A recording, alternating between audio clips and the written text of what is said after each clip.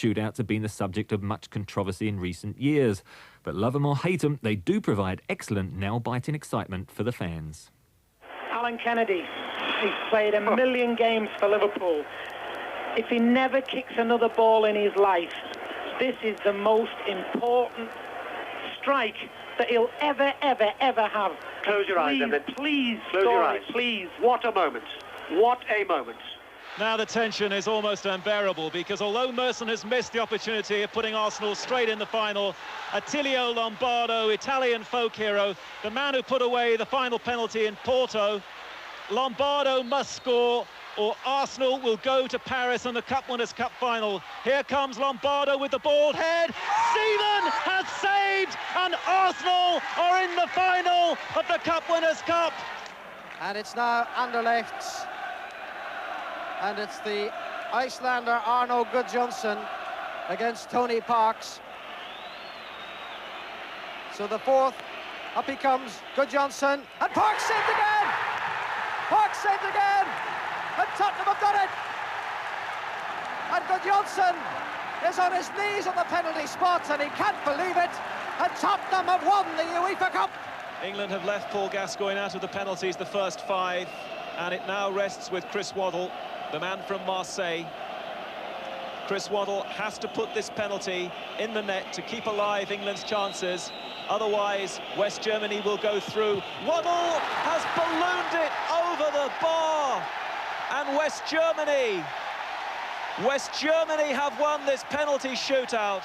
Ron Atkinson standing by, looking on, hoping, wishing, praying like 30,000 Villa fans. Phil King against Palooka. Phil King scores! The holders into Milan are out, and Villa Park is being invaded by the fans. It's been a wonderful evening's football, and Villa have got their just reward. This is Roberto Baggio for Italy. All of my childhood, he said, growing up, I had a dream in the World Cup final I would score the winning goal. Well, Los Angeles knows a thing or two about making dreams come true, but this could be a nightmare for Roberto Baggio now, because if Roberto Baggio doesn't score with this penalty against Claudio Taffarel, Brazil, for the first time in nearly a quarter of a century, will be champions of the world. Roberto Baggio over the bar! Roberto Baggio puts the ball over the bar. If anyone has a cool head on those broad shoulders, it's David O'Leary. Lung, the keeper, waits, crouching, ready to dive. O'Leary doesn't hesitate, comes up and scores! Goes down on his knees, head to the ground, and it's all green, it's all Ireland. They're through to the World Cup quarter-finals. I certainly never fancied penalties myself. Well, so far we've heard some great action described by some great commentators. But of course things don't always go quite to plan for the men behind the microphones. On 909 and 693 medium wave, this is 5 Live from the BBC.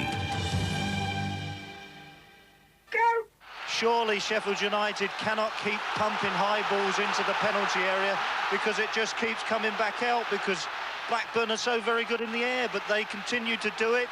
And who should get the equalising goal but Mitch Ward, who really, how many inches has he got? What about the pitch? I mean, it seemed more like a puddle at times. Well, you might have noticed there's been a lot of rain around this week.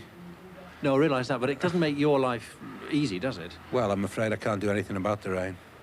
No, I realise that, but I mean, you know, the fact that the style of play, I mean, I know you can't do anything about the weather or whatever.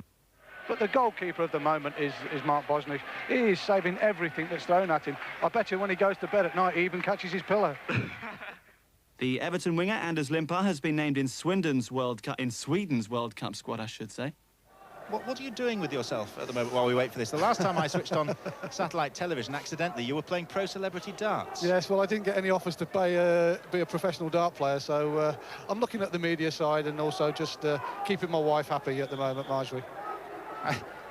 You've had a lot of ups and downs with players, so your man management can't have been that terrific. My management is terrific.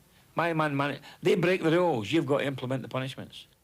OK, you're going to be enthusiastic about it. Adidas are going to say this is a revolutionary boot. What are we going to see when it's applied at the World Cup? Because FIFA have said, yes, let's go ahead with this boot. You can use it at the World Cup finals in the United States. Sorry, what was the question? Yes, I continue, I think, with some trepidation. Well, so much for the past. What about the future? Who's going to finish top of the Premiership pile this season?